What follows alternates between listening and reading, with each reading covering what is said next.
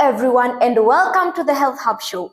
Again, I am your favorite host, Nyambura Kamau. So today we will be dealing with a lot and the most familiar things with our health, and that's TB. But before that, I would like to thank our sponsors, that is DreamWorks Investment Limited Company, and it's the best company when it comes to architectural design, interior design, and project management. So every time you need a project, every time you need a building managed until the end, you need DreamWorks Investment Limited Company. All you need is to make a call and the contact is on your screen. So karibu sana, welcome to Uvoro TV. So the audience would like to know, leo niko na akina nani hapa? Tafadhali tuanzie ladies first. Hi, I'm Edna Mukami from iCare. Nick Kariuki Muchangi is my name. The director iCare Kenya, and also the person in charge normally for champions in TB and HIV program in Embu County. Wow, welcome at Uvoro TV. So who's iCare kabla hata tusonge? Ama what's iCare? iCare Kenya is a community-based organization here in Embu, handling 3 components, that is health, we have climate action, and we have economic empowerment, youth, and also to women. Oh, that is amazing. So today we will be talking about TB. So in full, what is tuberculosis and maybe how does it affect our body? Tuanzia na the ladies ama the gents bado? Haya, gents. So tuberculosis is a bacterial. It's a bacterial disease. That means it's curable. Normally it affects the lungs and causes maybe shortage of breath, that is, and other things that might occur when someone is affected with TB. Yes, but it's a bacterial infection. It's a bacterial infection. Is it common maybe? Ama ni ya watu wazee?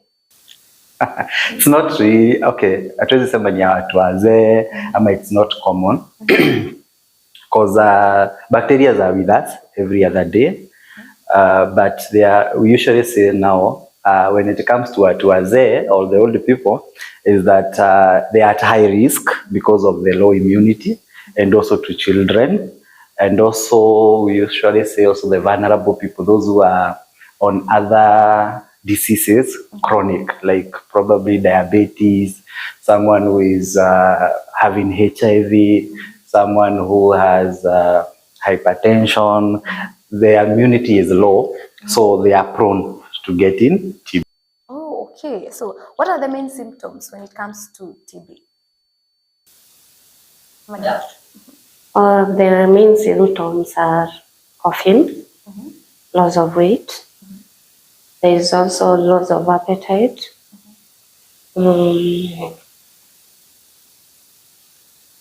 And fever. There is fever kwa mwili, sweating at night mostly. There's nothing else. So does the symptom come all at once, ama the various stages? Sometimes they come all at once, and sometimes they come at stages. Losing weight is a process. Yeah. So how is TB transmitted from one person to another person? TB is airborne first. It's airborne. So when someone is infected with TB, then he goes in front of people or a crowd or in the matatus, which have no ventilation, and coughs. That's when he transmits the bacteria. And also there are people who spit on the ground. So, kama ako na TB. Am I allowed to do Kiswahili? Kama ako na TB, when you spit on the ground, unajua bacteria ikufangi, it stays long in the air. Yeah. So, you've told us about the elderly na watoto wadogo. Is there another group yenye iko kwa risk ya kuget maybe the TB? at a very higher risk? Yeah, that's why I mentioned people who have chronic conditions. Sorry, people who have cancer, people who have hypertension, people who have diabetes, people who have HIV, they are prone to getting TB. And probably I would also say most crowded places, like I know our prisons don't have those spaces. These are vulnerable people, so they are prone to having TB because, as my colleague has said, TB is airborne. So at the end of the day, the more crowded people are, the more they are at high risk. Yes. So maybe what should someone do if they suspect they have TB somehow? Because you find most of the symptoms zinafanana na akina pneumonia, you find it like they're similar.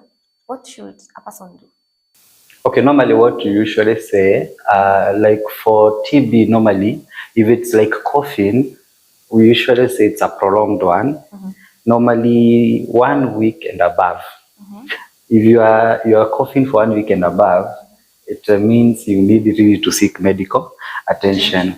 Normally, pneumonia doesn't have really night sweats, but you find like TB, you really sweat a lot at night. That's what we are calling the night sweat.